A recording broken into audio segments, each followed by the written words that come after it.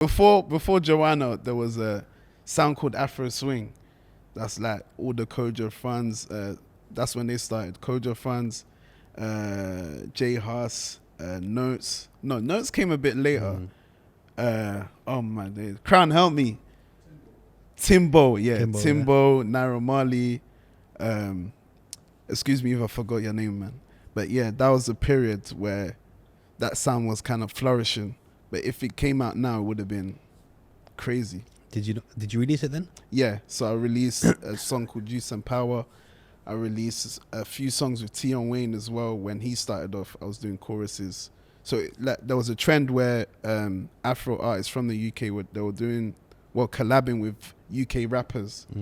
And that's what coined as Afro Swing, as well as them making their type of Afrobeats.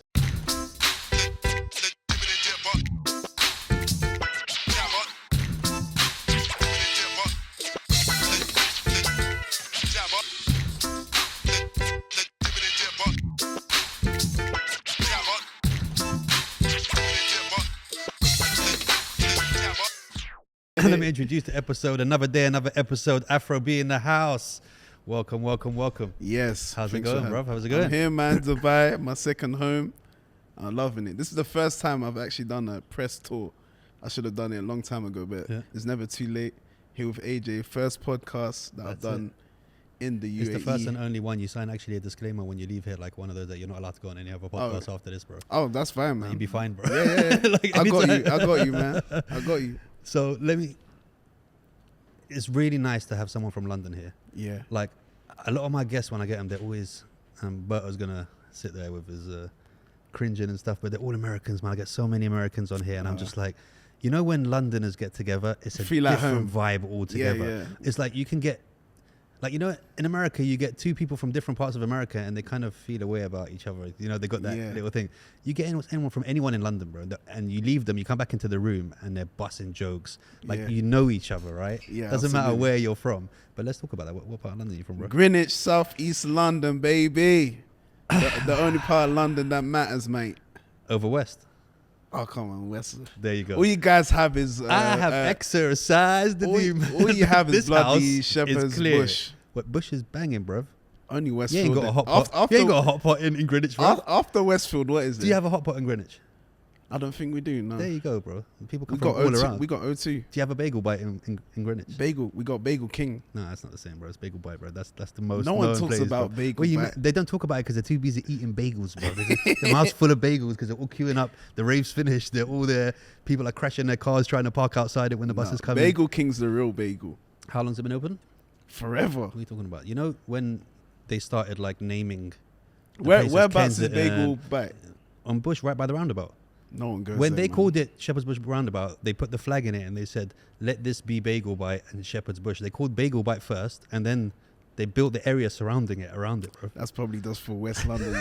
Everyone else goes to Bagel King. People leave from Northwest. Even some West Londoners come to Bagel King, man. Yeah, look, you know what? Next time you come, I'm going to make a special delivery of a Bagel King and a Bagel Bite. And we're Save gonna your put them time, together, mate. bro. We're going to put them together, bro, and then we're going to do a taste test, a proper taste test and do it. Yeah, to be honest, the food ain't great there, but it's good on the drunk one. Yeah, it is, right? Yeah. So now Dubai is becoming a second home for you, right? Yeah, well, it is a second home. I've been coming since 2018. Wow. So they just keep calling me to come back. You see, with the UAE or Dubai, once they like a song or two of yours, they'll just keep calling you back. They look after you. Once they like you, and you come and you don't mess around and you do your thing properly. They're like, all right, cool. We don't need to look for anyone else. Yeah, super loyal, man. So I've always got love for this place. Talk to me about a life before music. Life before music, jeez. Student, man. The student that went to St. Paul's First Secondary School. Then I went to Christ the King Lewisham College and then Hertfordshire Uni. Nice. But I was kind of DJing around the beginning of college. Okay. End of secondary. So I was kind of always in the music business or whatever you want to call it. I was throwing events with a group called All Star Entertainment. All Star Skankers at the time. Because we used to go different parts of different parties all over, hall parties at the time, because we couldn't get into clubs. We were too young. Right, yeah. Just go there, skank, dagger, whatever you want to call it, and just shut it down. And we didn't know we were building a fan base. Yeah. So whilst that was happening and we noticed what was going on, we then started to throw our own events. And then eventually, we thought, yo, let's just start DJing. And then, yeah. Where was the aha moment, like the eureka moment where you thought, oh, hold on a minute, I'm going to have to explain to my parents? Because obviously you have African parents, right? Yeah. Very similar to Middle Eastern parents. Mm-hmm. You tell them anything other than, I'm going to be an engineer, a doctor, or whatever, they're going to be like, nah, mate, you're not. You know, they're cool until they see things popping on Facebook. Yeah. When the other family members are telling them, oh, you seen what your son's doing, whatever, then Then they're like, I always believed in you. I knew you were going to do it. Yeah, but they just want you to stay. Yeah. Well, make sure you're doing well with the education side. Yeah, especially because you know what? Yeah. In London, bro, it's not easy. Yeah, isn't. If you haven't got some kind of job that's coming, there's only 2 or 3. You're either going to be an athlete, you're going to have a normal job, or you're going to shot. There isn't many other, avenues. The weather's. I'm not going to start this in London. I've been away for a long time, bro. I've been away for a long time. Like, don't get me wrong, London made me who I am. It gave me everything I need to. But now that I'm older, and I got kids, and I got a family, and I start worrying. Like, when you have kids, you start worrying about stuff that you didn't ever thought of before. Oh, no, I need them to be safe. I can't have them just getting stabbed in the road for no reason over some, You get old, you're like, I just want the beach. I just want the sun. I can't be asked for moody weather and people. Because in England, if the sun's out for the 3.5 days of summer we get, there's no place on earth like London. Yeah, it's true. But once that week finishes, I don't finishes, really like the heat in London. It's not like, you see strong, the way right? it is in Dubai when you can breathe a bit. Yeah, but there it just feels like, when you sweat, it just feels sticky, man. Yeah, because there's no Five Palm, there's no water to get into. That's why you're going to be in Hyde Park, bro. Where else you going to be? No. So, like, as I got older, I was just like, it's different here. The way you get treated, like customer service and all that stuff, it's like, I can chill like this. Yeah, do you know what I mean? I'm even thinking to move over here. Bro, you got it, bro. And you get kind of spoiled out here, because I remember, like, I'm not a silver spoon kid. Do you know what I mean? So I know London for what it is. I grew up as a Londoner. Mm-hmm. Been here for a while. I went back to England, and I'm in the airport, and I'm thinking, where are the trolleys? So I just go to some guy, and I'm like, excuse me, mate, do you know where the trolleys are? And he's like, and he points, and he goes, there. And in my mind, because I've been so spoiled by the customer service, I thought, don't you mean there, sir, and let me go get one for you? And then I had to kind of shake my head up and go, oh, shit, no, it's not like that anywhere else in the world. Back to reality. Yeah, I've been living in a bubble, bro. Yeah, it's like that, because where did I go? Ivory Coast, that's where I'm originally from. So, the treatment's there. It's just like how it is for you in Dubai. Yeah. And then just landing back in Heathrow, you're thinking, back to reality. Everyone's just gray pissed skies. Off. Yeah, it's just like, as soon as you land, it's just like, bloody hell, mate. Yeah, it's difficult because, on one side, I like my twins are 5 years old. I mean, they're not going to get into trouble now. On the one side, I'm like, I want to keep them safe. This place is cool. You leave your mobile on the beach, you come back 3 days later, it's still there, charged. Do you know what I mean? But on the other side, it's like, I kind of want them to have that experience. Just that, on-road experience where, you can't get that anywhere else. Like, London is different. Maybe take them on holiday there. No, I just do things in the house just to keep them real. Like every now and then when they're walking in the hallway, I trip them up and be like, life's not fair, you know? One day there's still food from the plate. Do you know what I mean? I'll tell them, get ready, put your shoes on. But I've hid one of their shoes, right? So they're looking for it for ages. I'm like, there's thieves in the world. You know what I mean? You got to get used to it. Let's talk about your style. What made you get into that fusion? Did you have a specific moment where you're like, I'm going to mix Afrobeat with dancehall, with rap, with everything together? Was there one moment, or was it kind of like... No, as you know, with London, it's multicultural. So we're surrounded by the Jamaicans, Nigerian, Ghanaian, Arab, Indian, everyone. So that gets put into one pot, and then without you realizing, all these influences are getting put into your music. So I enjoy like the Arabic style of singing. You know how they do, I don't know what they call it, but they do that kind of pitch. I love that sound. And the Indians do that similar. They go on a higher pitch as well. Yeah, they call it, I don't know what they call it, but with that. And then reggae dancehall was very heavy in 2010. it's so heavy now, but back then was like at its peak with Vibes Cartel, Movado, even the old school lot with Beanie Man, Sean Paul, etc. So that all played a part. And what I was listening to back home with the French Ivorian music from France, so all of that is just like come together, and I just came out with whatever comes to me. But did you notice yourself doing it, or was it kind of like only after you're like, oh no, because you kind of coined the term Afro wave, right? yeah. Afro wave. With Afrobeats is the feeling. We don't really overthink what we're doing. We concentrate on the melodies, and then the lyrics will come after. So we're not really known as a genre that would say crazy bars like rap or dancehall.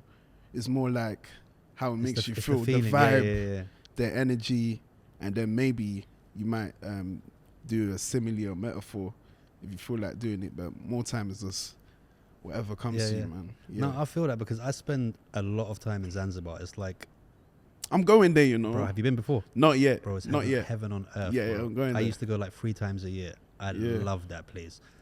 There's something about Africa that you can't get anywhere else in the world.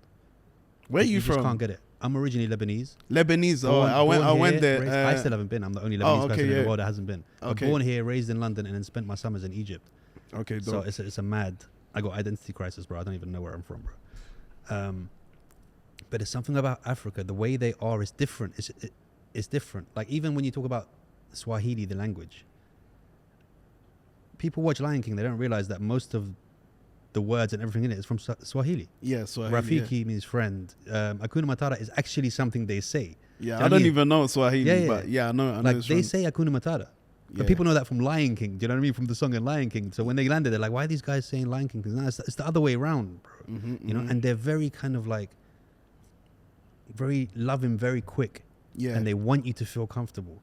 And it's the same with the music. It's not, it's like more of an elements thing as opposed to let's get instruments together. Do you know what I mean? Yeah, it's elements. Most of the topics are about love. Just just having a good time. Yeah. Mainly. That's like one of the main topics of what Afrobeats is. Who's Joanna? Joanna.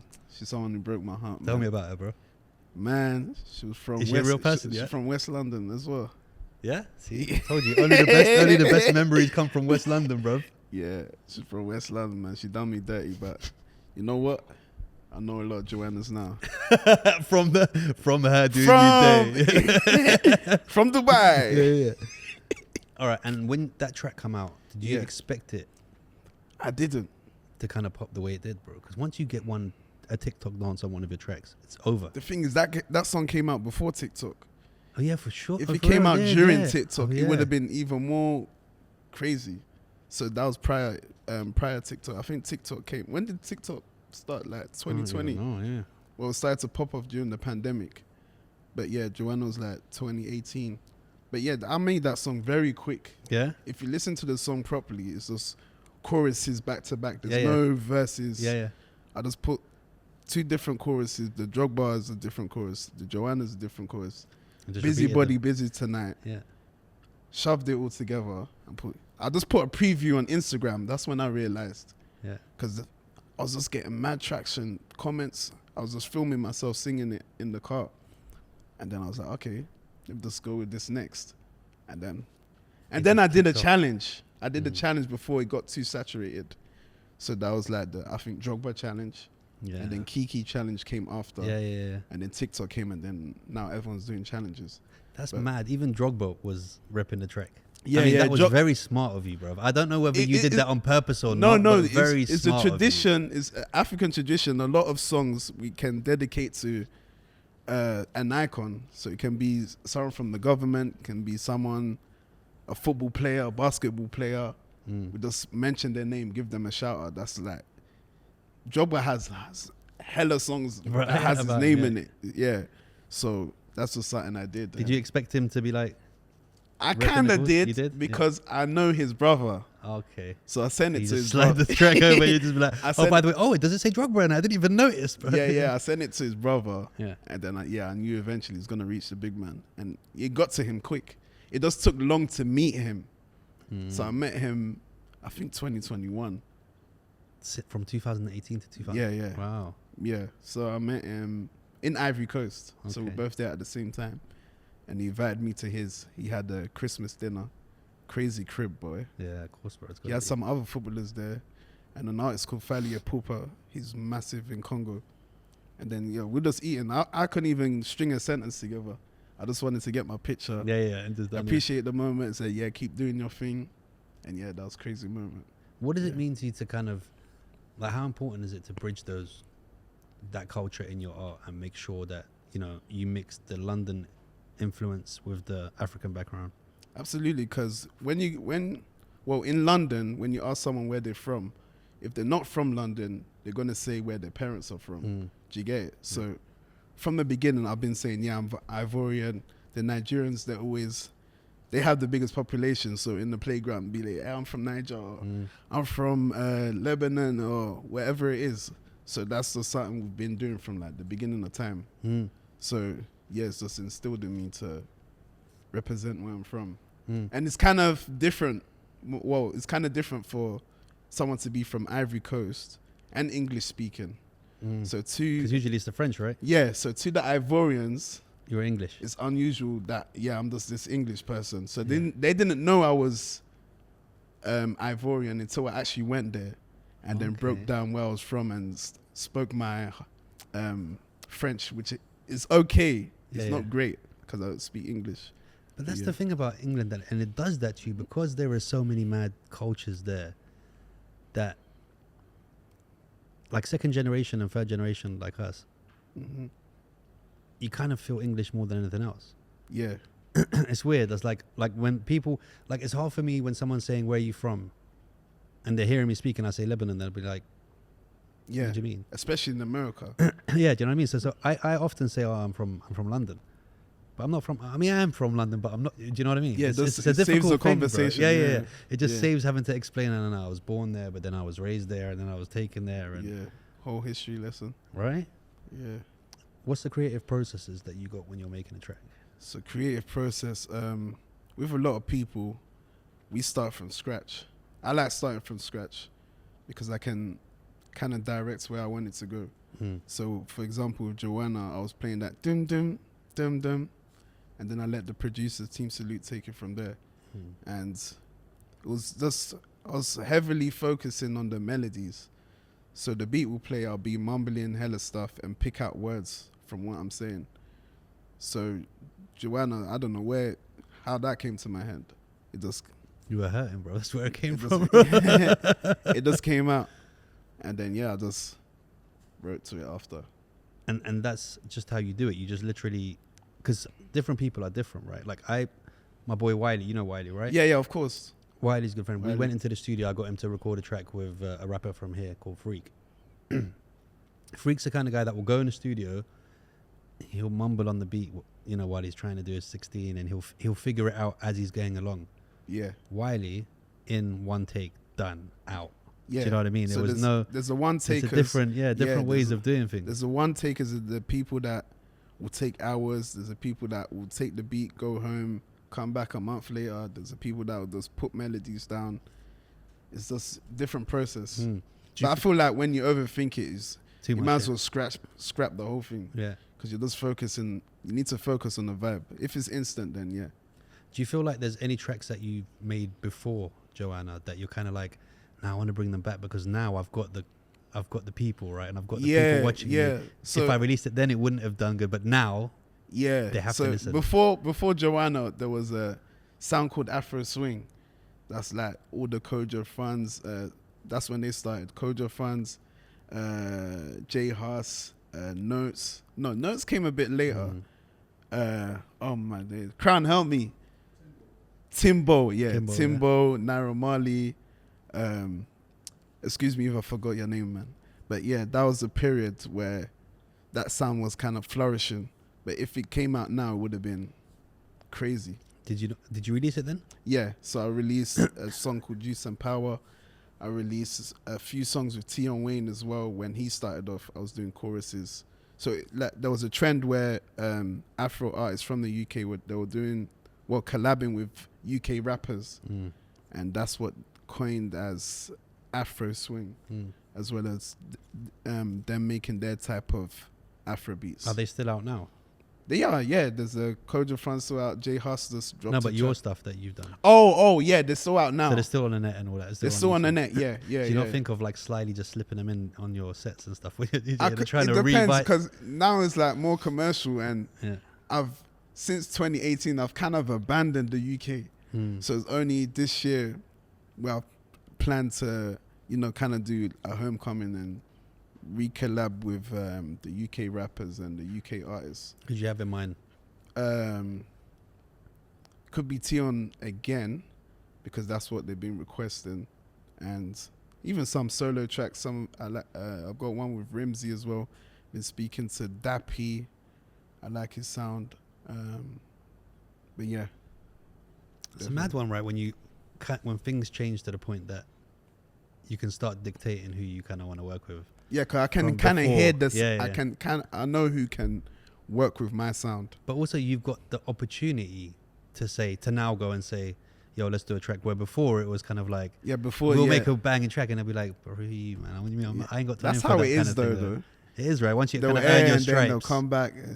But that's just the game. Do you feel a way? Has there been anyone that aired you in the beginning and then they come back and they're like, "Oh, let's do something," and you're like, "You see this message here, bro? You see this? Who are you, bro?" No, not really, because I understand the game. Yeah. Like, sometimes it won't make sense for you to do a track with someone that's up and coming, especially if you know that they're not going to follow up with after you've done something with them, and then it's just like a waste of time. No, but unless production-wise, you could have done stuff with them. Unless the tune's a banger, then yeah. But that also could create something for that person. It could create. Some people... It's a gamble. It's a gamble, yeah. Do you feel like people... Okay, this is a dodgy one now. Do you feel like people in the industry want others to win or not? Do you feel like they just want to hold their own? Well, everyone's looking out for themselves. I'm not greedy. I'm down to work with anyone, especially because I've got my one. I've got my Joanna anyway. So everything now is just a bonus to what I've done. Do you get what I'm saying? So, yeah, a lot of people do, to be honest. I think so. They think that if I share this, then that's it. I don't know why they think like from that, it, right? Yeah. I think because they think the favor won't get returned. Yeah, the favor won't get returned, and because of what they had to go through to get theirs, they're like, "No, man, I had to work for this. You got to work for it too." Yeah. Well, not everyone's loyal. It's a mad one, right? Because like you'd think that people would remember when they were grafting, when they were grinding, when they were getting doors closed, and they'd be like, "You know what? Now I'm gonna give this person a chance." But and everyone wants that number one spot too. Yeah. So they don't want to share their spotlight, but in my head, I'm thinking more than one person can be at the top. Yeah, for sure. But people just want to have that. Do you get it? And be by themselves for as long as possible. Would you like to see more collaborations in UK than there is now with the artists? Absolutely, I would like to see more. A lot of collabs happen in the Afrobeats world, so why not for the UK? What collab would be your dream collab? Not with you. Not with but me. If you could see two people collabing together. If I could see two people collabing together. What do you think that when they release that is? Jay Huss and Kojo Funds. Oh. It'll be a good one, but obviously politics. Yeah. A lot of people that I can see collabing, there's politics with them in it.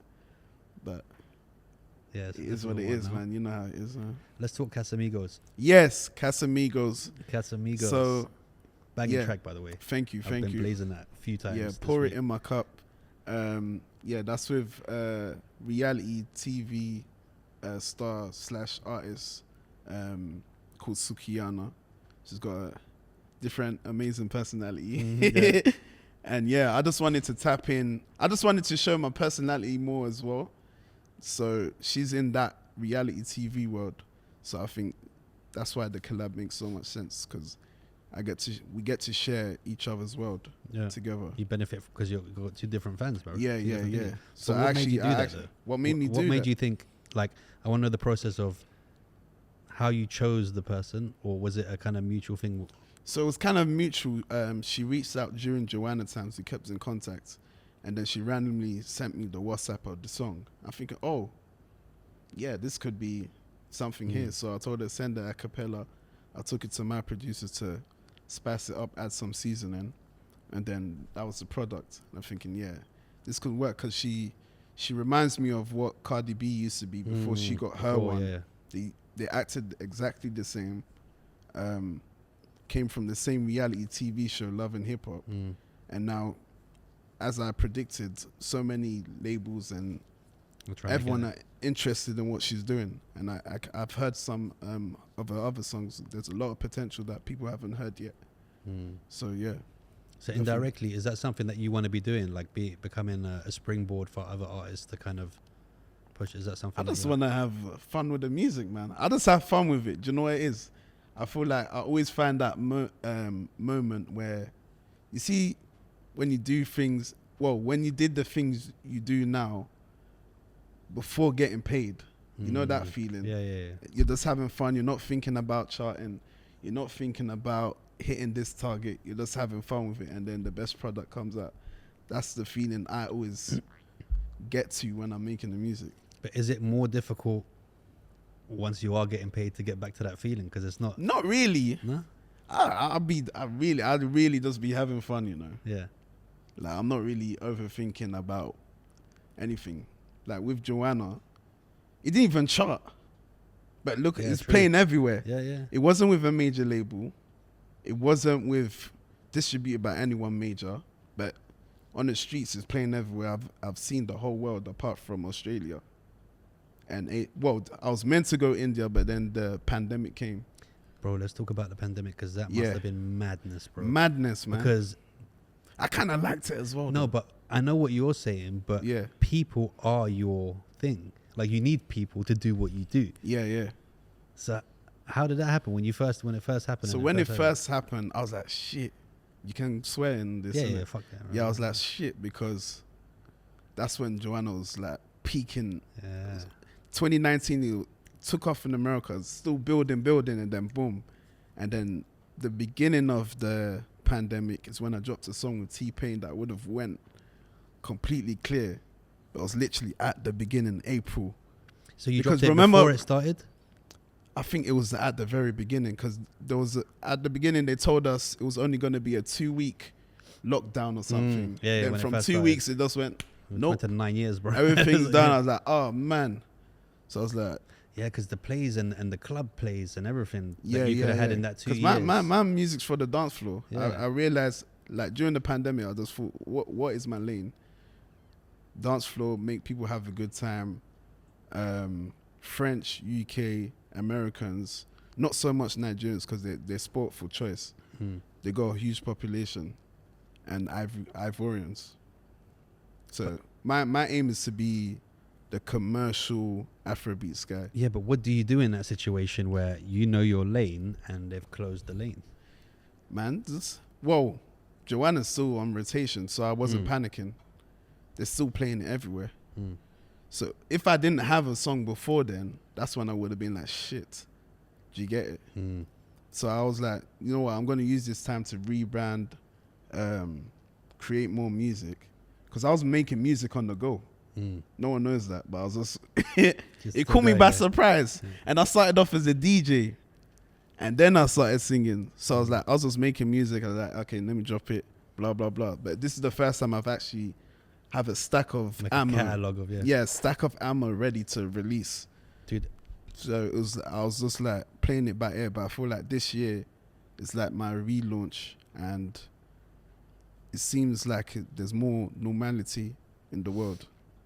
What about Amapiano? Because right now Amapiano is you can't listen to any radio station or listen to anything without a track coming on. It's killing it. Yeah, with me, I try not to jump on trends. Do you get what I'm saying? I don't think Amapiano is a trend though. I think it's here to stay. But with trends, if you completely change your sound for the trend that's popping, when it goes, you're pissed. Yeah. And or you're just gonna be known. You're just gonna be known as the person that keeps changing every time a new trend comes. And then you're not gonna please your original fans that liked you for that sound that made you pop. You just got to create the new trend. Yeah, or you just create a new trend. But how do you? Because at the time with when Afro Swing was popping, it was unusual for people to hear a sound like Joanna. So I just thought, you know what, I can see this sound is shifting. Let me just do my thing, and just dropped it. Sometimes you shouldn't overthink. Yeah, is that so? Joanna is when the phone calls started coming in.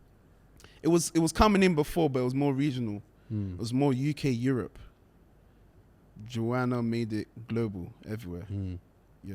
Well, when you got your first call for Dubai, did you come to Dubai before you came to work here? No. So what was your initial impressions when you had Dubai? Man, crazy, man. Before you came? Before you came, did you think it was going to be like desert? And I don't think I had the expectation.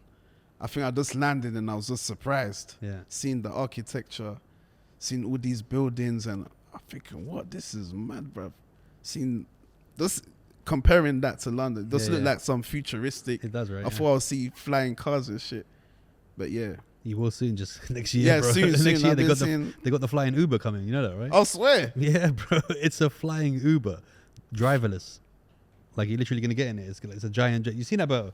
It's a giant drone, bro. Literally, you sit in it, and it's gonna take you where you're going. I'm not even surprised.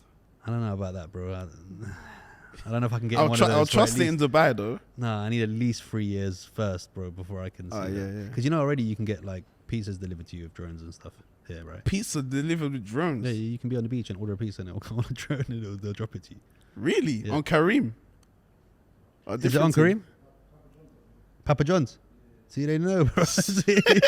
Have you ordered it? You know what? I should have got one now, bro. That would have been jokes if a drone just came in here and just dropped a pizza on the table.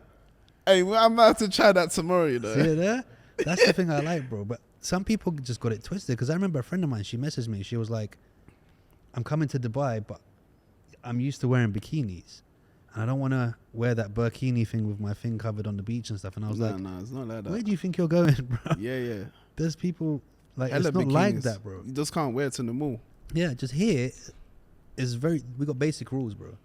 Don't have your tongue down someone's mouth in the mall or, do you know what I mean? Like overdoing it, like PDA and all that stuff. But like people can do whatever they want. Yeah. Do you know what I mean? Well, just follow the three rules. Yeah. Follow the 3-4 major rules that we got, and then other than that, absolutely. Like, they're not gonna think like you've been to the clubs. Yeah. You've seen how people are dressed to the clubs, how they're drinking, how they're acting. It's not much different, right? They're turning up like anywhere else in the world. Yeah, exactly. So a lot of people think that it's gonna be like, you know, the opening of Aladdin, like No, Dubai is an amazing place, man. Yeah, bro. I mean, it's amazing. I think you should definitely think about coming out, bro. Yeah, soon. You know what? If the pandemic didn't happen, I probably would have been here already. You would have been, yeah? I swear. For sure. For sure. Bro, it's something that you got to think about doing. It's closer to Ivory Coast as well, man. You can do the jump overs and stuff like that. It's just far from America, though. That's the thing. Are you spending a lot of time in America? Yeah, that's where most of the traction's coming from. Even this... Especially now with Casamigos, right? Yeah. Like, they're playing it on radios, on rotation in different states. Yeah, because that's... So I'm even going there... Banging that tune. It's blowing everywhere now. Yeah, I'm going there this weekend, and I just need to do more PR in the UK. So I'm going to bring her to London, and yeah, we're just going to make some noise. So how do you separate? Because usually artists and DJs and stuff, they bring out albums, right? Or I'm going to give you 20 tunes, and then I'm going to wait and give you another next year or whatever. How do you focus more on? Nah, I'm going to give you 1 or 2 bangers every year or 2. Well, since 2020, I haven't really released like that. So to then just drop an album wouldn't make sense, and people have short attention spans. So it's better to, well, in my opinion, just give singles first, and then when it makes sense with the analytics and stuff, drop the album. Do you reckon but even with albums anymore?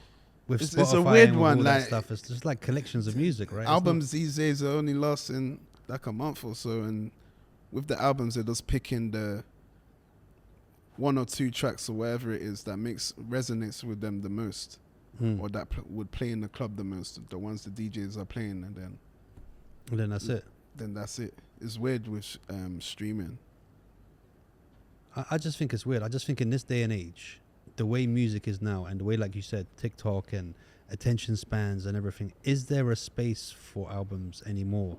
Or is it actually worth just releasing your album in tracks maybe once every couple of months over the year. I think that method makes the most sense. It makes more sense. Just releasing, see what gets the most traction, and then make that a single. Especially when you can monetize so much of them now. Yeah. I mean, like if you got a decent YouTube following, Yeah, and you're getting 2-3 million views on a music video, then why are you even doing an album? Why don't you just literally release a new music video every month and just take the money off that? The albums are more to show your artistry and your But, versatility. I mean, at the end of the year, you just put them all together and you go, there you go, that's an album.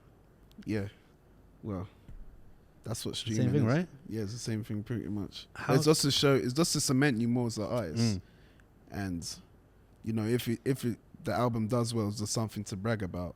But then people forget about it after a while. Yeah, when the new and one's then out. you're just and like, that's it. oh, when's the next track, or when's the next? Do you get it? Yeah. When you are making your music videos, what have you got in mind? Because obviously, fun is one of the main characteristics. Yeah. Or one of the That's main my things. brand, man. That's fun. Yeah. Fun guy with a beard, man. That's it, right? Yeah. Now I've got the half and half thing going That's on it. that I'm gonna stick with. For a while, you're gonna change the color halves, or you're gonna keep it the Yeah, same? I'm gonna keep changing the color. Just one. This one was an accident because I didn't do it properly and it started burning my head. You tried like, to go yeah. peroxide. On Yeah, it. that yo, I did it the wrong way. I was like, no, let me No, just but stick it works this. though. Yeah. It looks good. Thank It you, works. man. Try the team. That's it. But when you make, like, for example, the Casamigos video, Hmm. is there anything apart from fun?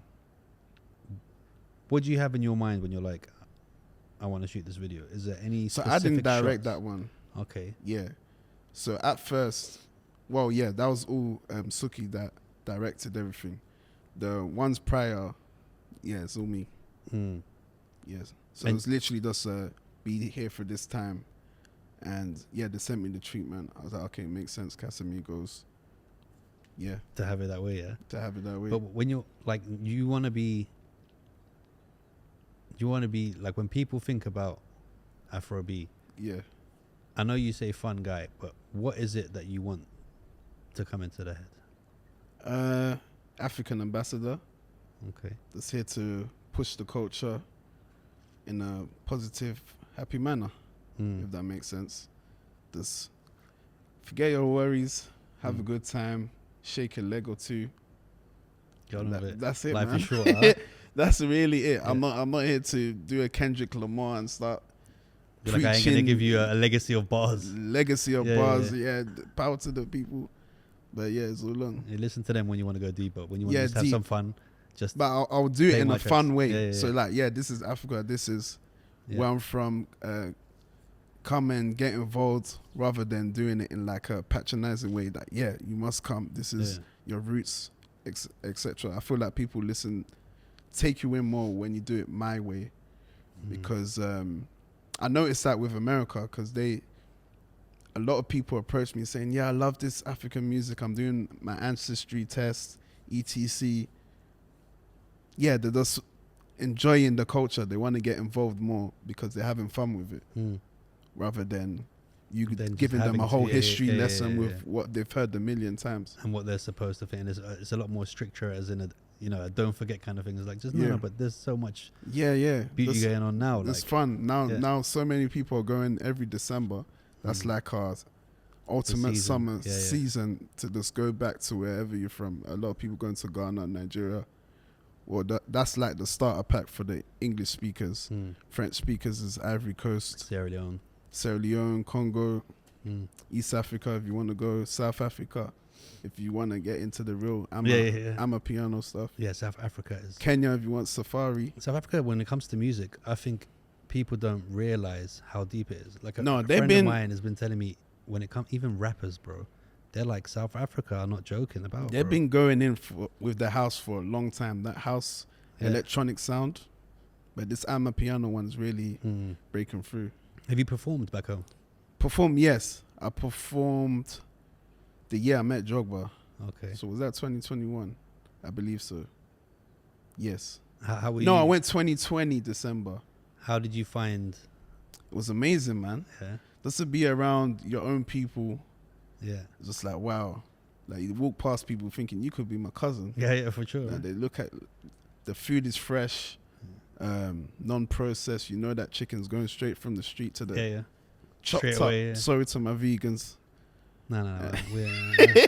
I ain't even gonna get into this, bro. I'm gonna get into it. Be cancelled But soon. yeah, man, that's to be in that environment. The energy is different, man. You feel at peace when you're at home. I'm telling you, there's not even just. There's something about Africa that's different, bro. Yeah. Like when you go Zanzibar, bro, and you see that Lion King sunset, bro.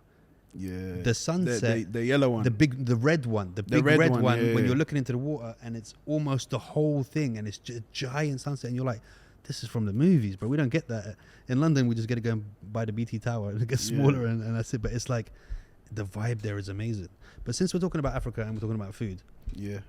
I want you to settle something for me. Go on. I know what you're gonna say. Well, I'm gonna do it. I've seen two of my friends have political, full-blown arguments for 25 minutes. I'm gonna shut this down right now. Nigerian jollof, Ghanaian jollof. Senegalese. They're the creators Yeah? of jollof rice. You hear that back? Because they're on the French side, the English speakers don't really know. But the English speakers that know about Senegalese rice will always pick that Senegalese side. Yeah? Yeah, they're the creators That's of new to me. jollof rice. I need to talk to my boy back and Yeah. get him to get some. Tell him to taste it. He'll change his mind. And they got different types of jollof. They got the red one. They got a white one, and they've got a kind of yellowish one. No, And yeah, we I'm need to telling try you, that, bro. No, the you white know one back, as bro. well. You know back, right? Who? Bakari. Yeah. He's my boy, bro. I'm gonna tell him. Oh, I'm say gonna hello get to him, test man. it. Yeah, He's yeah. a good guy. I like the way you tried to get out of that one, but we're not gonna let you get out of that He one. will tell you. Out of the two, Bakary Sanya will tell you. Out of the two, Yeah. Out of the two. he tried to get out of it. You see how he tried to kind of be politically correct and get out of it. Out of the two, you got two plates here. You got a plate of Nigerian jollof and you got a plate of Ghanaian jollof. Which one are you eating? And you can't say I'm gonna have a bit of both. Let me break it down. So The science. when I went Nigeria, I had party jollof. That's a whole different type of jollof. I think they smoke. How did they cook it again, Crown? No, he's sleeping, bro. Yeah, they have. He's like, I'm not getting involved, bro. They have party jollof that it is like a smoky, big grain thing. Yeah. Tastes very nice. Ghanaian have their own thing. It just depends on my mood, on which one I go for. Very politically correct with this one. It You see how depends he on keeps my trying moods. to get out of it all the time, bro. Yeah, it depends on my mood. Today I feel like having Ghanaian jollof. So today, yeah? Okay. So the answer was Ghanaian jollof. Just so we say. That's for today, and tomorrow might be the smoked You got party thumbs jollof down, from bro. Nigeria. Thumbs down, straight up, bro. Oh my god! What can you say, bro? If you had a dance move named after you, what would it be? Damn, skank. The skank, yeah? The skank. Any particular version? Uh, Like, I'm not asking you to get on the table and do it. oh, I mean, any like, particular? I don't know, man. I used to skank a lot back in the day. I used to love Funky House. yeah. Yeah, like funk, migraine skank, gracious cage. That's quite Travel mad, Man. though, that you're saying funky house compared to the music that you make and the music that you listen to. There might be similarities with the dances Yeah, true. because very dance orientated. Mm. You can compare Amma a bit A to little funky. bit. Yeah, a little bit. Well, kind of. Mm. Well, the old South African sound had a similar tempo to funky house. Yeah. I forgot. I think it's just called SA House. Back in the day, DJs used to mix funky house with that. Together. Yeah. All right. So now you have done work with some legends in the game, man. Yeah. How did it come across? Who was the first one you worked with? T-Pain. T-Pain, Akon, Shaquille O'Neal. Him rapping, by the way. Shaq rapping. Yeah. How have I not heard that, bro? Yeah, he did he was the first one to remix Joanna. What? Yeah, it was so random. Okay. How did So it happen? Well, he hit me in the DMs asking for my email. I was like, okay. Then he just sent back the verse. I was like, oh, shit. You must have been baffled, bro. I was like, it's already picking up on that side. So that's what made me realize there was traction in the US. Yeah. What's the question again? Oh, legends. Yeah, Wyclef, Mad. man. Ashanti, I've worked with.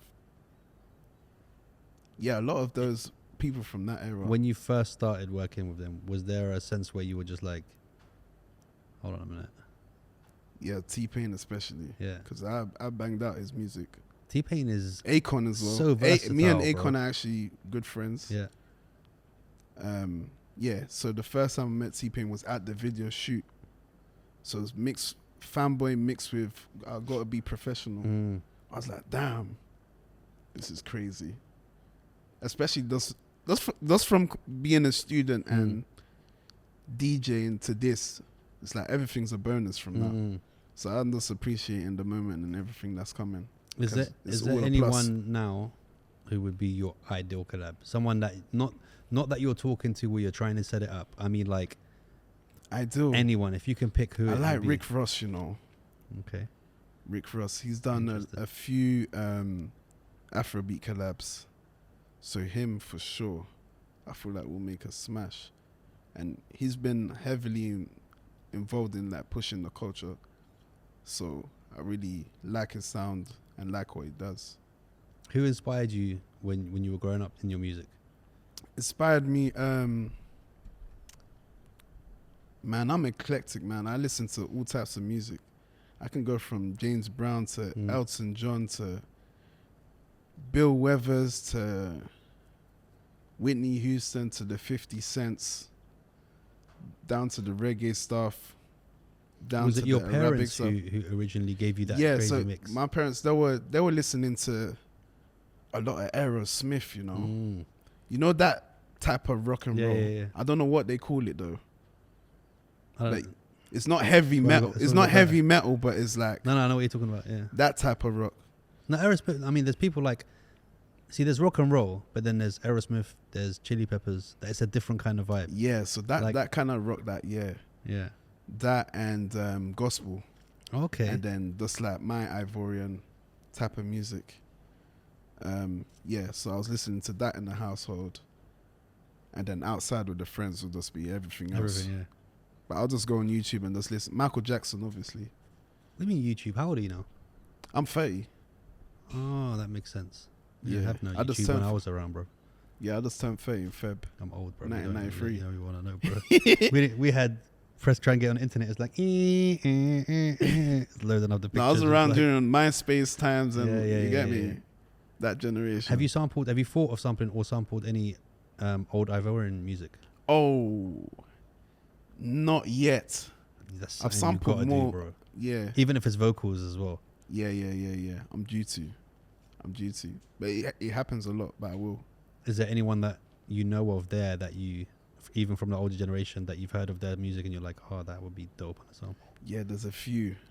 But some of their songs are like, you know when a song is so much of a banger, there's You're no like, I just don't want to.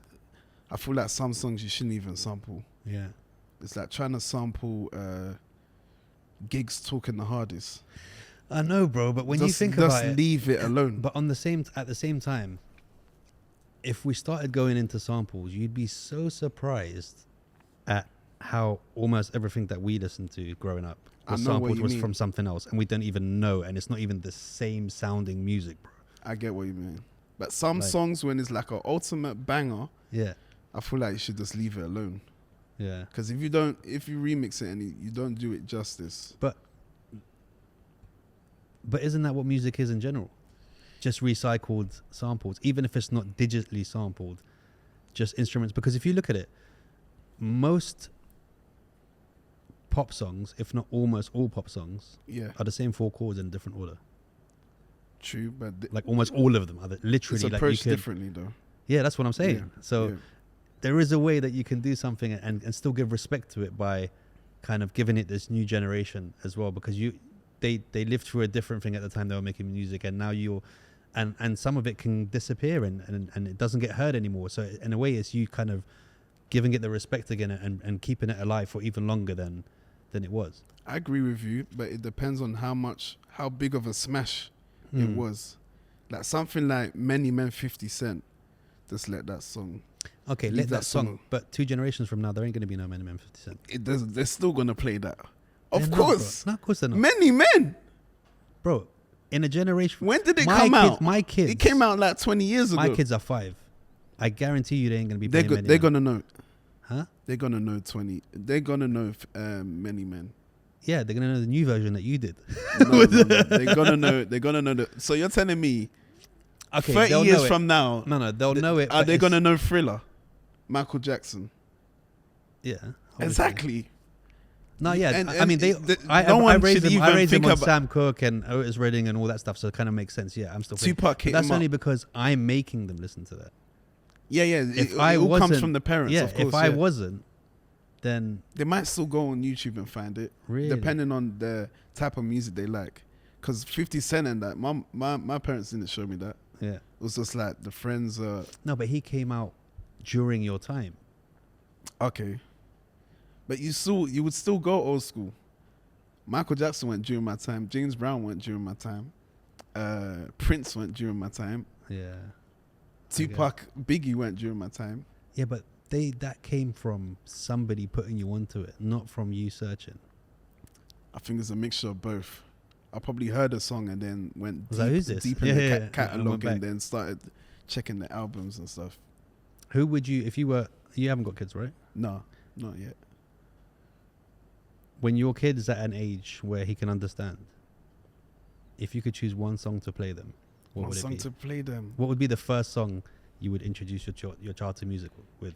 But and I I don't f- mean I like fe- when I they're a feel baby like and they there's- don't understand, I but when feel they like- can fully understand and like understand the lyrics, if you could play one track to them, what would it be? I feel like the starter pack for a lot of black people is Michael Jackson. Which one? Damn, Which track? it can be any of them. Rock with You, damn, Smooth Criminal. One of those ones. Feel like if you ask any artist, black artist anyway, what did you listen to growing up? They're definitely gonna say Michael. Yeah, for sure they're gonna say Michael. They're gonna say Michael. But Michael's a strange one as well because he had 9 different styles, bro. It wasn't like, He did, yeah. I mean, both looks and with music, that if you go through the different stages he went through, the music changed so much. Yeah. But The he still music- sounded the same, but like completely different. You look at Man in the Mirror and you look at Rock With You, it's like But two that's completely different things. versatility, man. Yeah. Most talented. Do you think there'll ever be anyone like Michael again? Sounds keep changing. So it's very difficult to compare someone today to someone back in the day. Because if you were to try and get Michael to make a song like Drake, it won't make sense. I mean, with AI now, have you heard some of those stuff, Oh, bro? that AI thing. You can, bro. You can make Michael do a Drake song, but no, I don't mean like Michael as in sounding or Okay. music. I mean, do you think there'll be ever anyone again who will on capture that scale.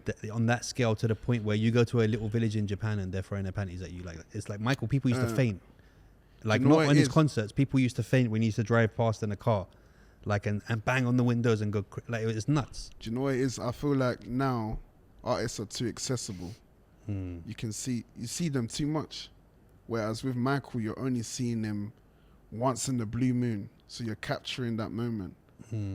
So with now you're seeing them on YouTube, you're seeing them streaming, you're seeing them all over social media, the blogs. You're seeing whatever viral moment they have. You're seeing them at different festivals.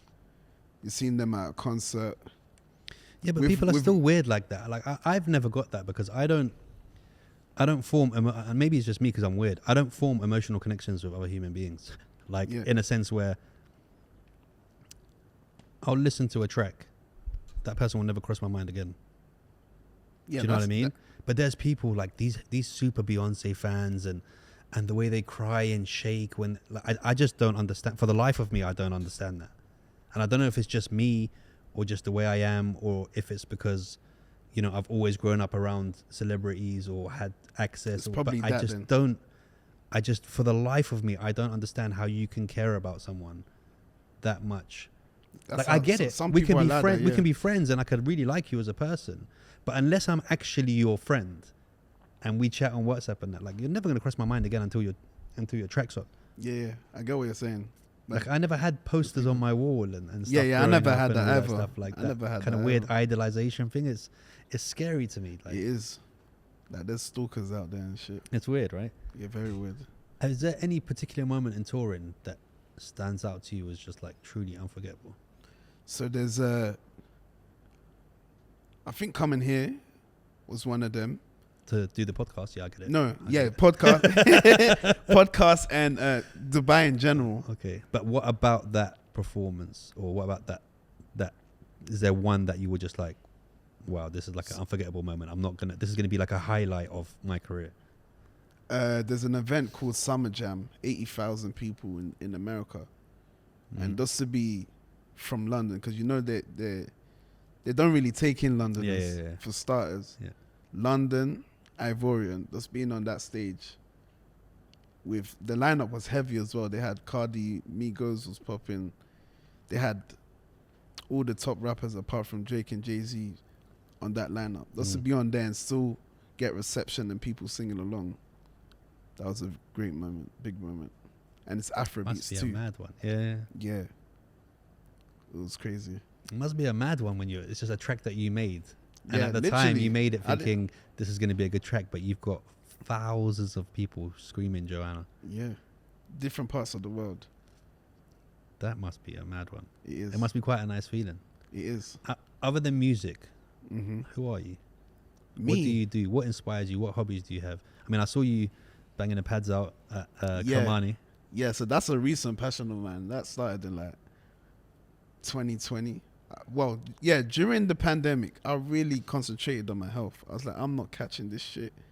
So I went vegan. I bike riding around London. You know, the roads were completely empty, no cars, so it was nice. I got into boxing. I started ordering gym equipment to the crib. And yeah, that's when I tapped into boxing a lot more. I do want to get in the ring eventually. Oh, I see an influencer boxing warming up, bro. After the music, who are you calling out, bro? After the music. All right, who you getting in the ring with? Whoever, man. Give me a TikTok flick right now, bro. Just a little clip for TikTok, bro. Who you calling out? I can see, like, right there. They got some people in mind right there. I can see it. They got some names. It can be anyone. Throw out some names. It can be Deji. It can be Deji. I like him. He's like, I'm going to give you something to participate, but I ain't going to give you nothing to use that you use. Deji? It can be Deji. It can be Swams. It can be anyone, man. So that's something you definitely do. After the music, though. After the music, you can be 50 after you finish doing music. Okay, after I drop this, do this run I'm on. Okay. So maybe end of the year next year. Okay. Yeah, because if I fight before the music and it don't go right, and you don't win. You don't win. Yeah, I'll be like, bantered. They won't even stream my shit. Yeah, but they will. But I'll be like, fuck. I'll just be remembered as that guy that lost. Yeah, it's got to be somewhere. It's crazy with boxing, man. Yeah, but look, it takes a lot. Like anyone who's done any kind of fighting. Yeah, it does. It takes a lot. I mean, you get these people that got something to say. And bruv, unless you've got in a ring with someone or sparred with someone properly. Yes. Don't talk to me, bruv. It's like true. so many It's people true. just Sparring chat shit ain't a to joke, me. man. And I see them watching UFC and I'm just like, bruv, you don't even know. Like, why doesn't he kick him? Bruv, let me give you one calf kick and see how you can feel the vein in your neck popping out after I do it, because do you know what I mean? Like, they don't understand what goes behind it, bro. It's easy to say. It's like, you know, on the football pitch when you see these fans and they literally got a triple X large stretch out Man City shirt over their belly and they're like, I would have scored that. And you're like, scored what, bro? You couldn't even have run to the line and shot the ball, bro. Yeah. Do you know what I mean? Everyone's got an opinion. It's like Tyson said, right? Everyone's got something to say until they get punched in the face, bro. And then everything changes. Everyone's got a plan until then. That's absolutely right. So when are we doing this fight? When are we booking you in? End of the year, next year. Okay. Who would train you for the fight? Who would train me? Oh, got some trainers here, man, in Dubai. And cause you're in that heat, shit. Chill. And my other guy, Mo Ali. Okay. Mo Ali and Chill. But Do Chill. a couple of sparring rounds with Badu as well, and then just get it. Not yet, man. I saw him sparring today. I was thinking, damn, this guy's dangerous, you know. Badu is not a joke, bro. Yeah. But he's the one that introduced me to Chill. So shout out to Badu. No, Badu's a G. I actually want to get Badu on, man. We're gonna hook that up. Yeah. Any pre-show quirky rituals that you do that people might not know about? Pre-show quirky, I just go for it, you know. I don't like before. I used to take a few shots or whatever, but I don't like to depend on anything. Like once you start depending on, I need to do this and that, because that damages your body. Yeah, you get it. So I can. He says after he releases a track called "Pour It in My Cup," Casamigos, bro. Listen, 50 Cent has 50 Cent has an alcohol brand. He don't even drink. That's marketing. Yeah. But no, it might be a prayer. It might be. I just go for it, man. Because the way I see it is just this amount of time. just have fun and go all out. What do you think you'd be doing if shit went sideways? Shit went sideways. Before Joanna and everything. So you were trying to do it. Didn't happen. I'll just be a businessman. I'll be in the music business. Would have started a label, started signing people. Would have had different businesses. Maybe. I'm working on a restaurant now. Okay. A takeaway in London. It's going to be in Camberwell sides. African food. There's definitely something in music. For sure, with this extra stuff on the side. Yeah. What advice could you give to young boys in London with African heritage who want to follow in your footsteps when it comes to the music? Just go for it, man. Don't overthink. I feel like the biggest problem is when people overthink. I feel like when you drop, you never know who can come across it, and you never know when it can get picked up. Like, you can drop a song today, and 3 years later, that's when it blows up. Yeah, it's true. So everything, videos, somebody can just the blow right up person. like it that. just takes one person to share it to the right person. I think it was Fetty Wap's song. What's his song again? You know what I'm talking about. I'm a Trap Queen. Yeah. That blew up like 3 years or 4 years later. Joanna blew up in America a year later.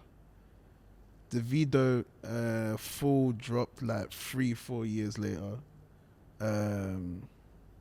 Man, it's crazy, man. You got to kind of just start it, man. I get that. Just drop it and then it's still out there in the atmosphere. I feel like it's like that even outside of music, man. It's like sometimes when people are talking to me about certain things and they have plans, and I'm just like, why are you planning, bro?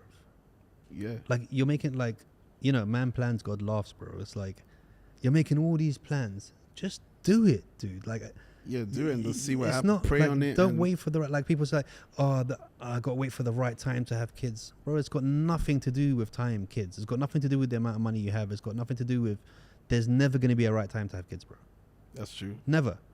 Like, do you know what I mean? And what kids bring to you, the love and how they change you and the focus and the patience, and all that stuff, it's got nothing to do with your situation. Do you know what I mean? Yeah. Like, and I need to start popping soon, mate. Bro, even when I started this podcast, bro, like, I didn't plan nothing, bro. I called my boy and I was like, bro, I need you for episode 1 tomorrow. He's like, episode 1 of what?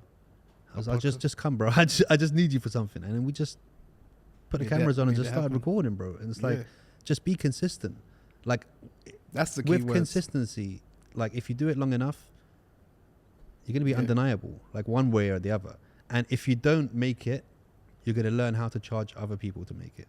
Yeah. Do you know what I mean? You have that experience, by doing one kick 1,000 times instead of learning 1,000 kicks, bro. Yeah. There's a and difference that'll be between you making it through them. Yeah. Which technically key is you making it. Yeah. Because that could be your calling. It's a madness, bro. Yeah. What now is the plans moving forward after we just cussed everyone at plans? The plan is just rebuilding, man. Just dropping singles back to back. Solidifying the name even more. Rebranding. Showing my face and personality more. Those are the main things. Yeah? Yeah. I'm not really the guy that will look for accolades. I'll just do my thing. If it comes, it comes. I'm just here to have a good time. Yeah. And just keep pushing the culture, being that African ambassador, going to different parts of the world. I love traveling. So I want to see different parts of the world. And I hear that, bro. I know that you've got a radio show, so I don't want to keep you too long. Because you were late in it, so that's why we got less time. London time. I'm not going to say, huh? We got some more time? Because I know he was late and you were late, right? Because you were late and he was late, right? That's why we're short on time, right? And then it's trying to... Yeah. Is there anything you felt like that we ain't covered yet? No, we really covered everything, man. I just want to give a shout out to Dubai for being so loyal, booking me for 5 years. 5 years in a row, bro. The song is 5 years old too. And it's just amazing. I'm just going to keep adding to the catalogue. And... yeah, keep going, man. So when you're DJing now, you play, obviously, your songs. My songs and Afrobeats. And Afrobeats. Yeah. Do you reckon there's going to be a time where... How long are your sets? 1 hour. Is the ideal when you do 1 hour of your own tracks? back to back? Oh yeah, that Is that like the that'll end be goal? amazing. I just need to keep firing back to back. You know the way Future does it. Every 3 weeks there's a new song. Yeah. Yeah. Is there anything stopping you from doing that, or is it like you're just being lazy? Not even lazy. You just need to get the infrastructure right. Get the right people on board, the right DSP person, the right marketing and all that stuff. So I'm in the process of just recruiting the right people to just get everything on point with the execution. What would be the name of your album if you made an album now? That's what I've been brainstorming. I think Aphrodisiac was in my, but it's spelled differently with the AFRO. Yeah. Aphrodisiac. That's the one that's sticking in my head. Or the Wave Continues, because my previous projects were called Afro Wave. So Wave Continues. But I'm going to keep brainstorming for now. If you were to leave us with some parting words for anyone, what's your best advice you can give to people? And I don't just mean music. I just mean, all right, imagine I'm just sitting here and I'm just down as fuck. And I'm just like, and you know, you got something that you can say to me that would change my perspective on life. What would it be? On the more practical side, have a to-do list every day. That will definitely... What does that help with? Reach the goal you've set for yourself. It will take you, even if it's a small step, it will take you closer to that goal you want to reach. You need to do something every day. Just cross it off that list, whether it's small, big. Just make sure you have that to-do list, getting you closer to your goal. Is there a side to you, because you portray I'm just here for the fun, life's fun.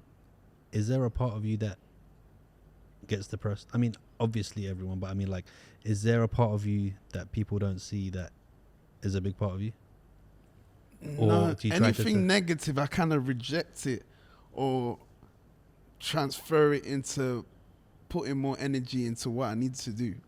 Because I feel like when you're frustrated or depressed or whatever, it will slow you down. When shit needs to get done, especially if you're a man. You need to provide. You need to do all these things. You don't really have time to, shit, I'm mad. You're slowing down. Do you get what I mean? Although it's bad, but our role is to we need to keep going. Yeah, but does that take away from do you not feel like sometimes that makes it even worse? Because you're pushing all these feelings to the side so much that one day someone's going to park in your spot and they're never going to get back in their car again because you're going to explode. Because we get that, right? You're a man, you can't show your feelings, you got to be a certain way, especially in our cultures, right? It's like we're the people that people are supposed to look up to. We're not supposed to act sad and depressed and tell our feelings and all that. If you can't tell your feelings to anyone, then what do you do?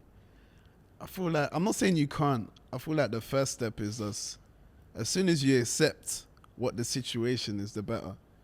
If you keep beating yourself about it, you're wasting time. Just accept this is what it is. Attack the situation. What am I going to do about it? Think of a solution before getting into a deeper state. Do you get what I'm saying? Yeah, I get that, bro. So if you have a money issue, you're wasting time just getting all in your head. Just think of ways to fix the situation. Yeah. Otherwise, you're just going to sit there. You're going to lose more money.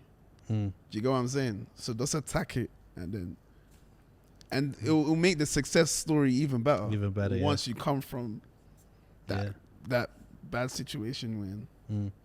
No, I hear that. On wrap up, I like to usually do a wrap up at the end of the episode. So what we've got from this episode is always have fun. Yeah. Bagel bite over Bagel King. Impossible. Ghanaian Jollof over Nigerian. That's Jollof. what you said. Nah, bro, that's what you said. I've got to roll the tape. Roll the tape and roll it all the way back, bro. Nah, brother, it's again, I don't want to keep you too long. Next time be on time, right?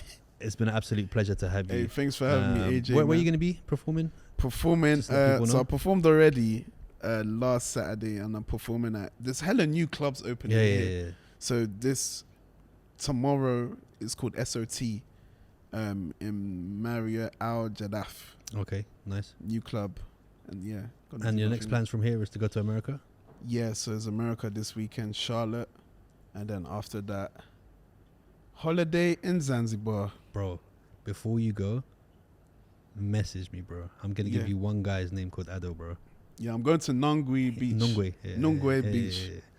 But how many days are you there for? A week. Bro, you can do 4 different parts of the island. Don't worry, I got you. Okay. I'm going to send you a number, my boy. He'll just get you from the airport and do everything there, bro. Okay. Dude, it's been an absolute pleasure to have you. Thanks for having me, AJ. This is your house. You're welcome anytime, brother. Yeah, I'll be back. Yeah, for sure, bro. Maybe towards the end of the year. Let's do it, bro. Yeah, when the next track comes out, huh? Yeah, September onwards, that's when I come for the next season. This is actually I haven't actually come to Dubai during this time, like June. Don't come in August, bro. I heard it's boiling. But I like the heat. No. It's 50 and you can taste the air, bro. I can taste it now. No. You can't taste nothing now, bro. Oh. Nothing now. I'm talking to the point that your clothes are wet the second you step out, and the second you step out, your shades fog out. Damn. Like straight up. Like oven shit. Yeah, there's no messing around. But I mean, come in August, why not, man? Let's do it. He wants to taste the air. Let him taste the air, bro. Let's see. You got to take him to the studio as well. I was telling him about it, and then I just realized who hooked me up with him, and I was like, okay, like, but it's gonna take it for sure, bro. Dude, again, absolute pleasure, guys. I've been AJ. He's been Afro B. Boom.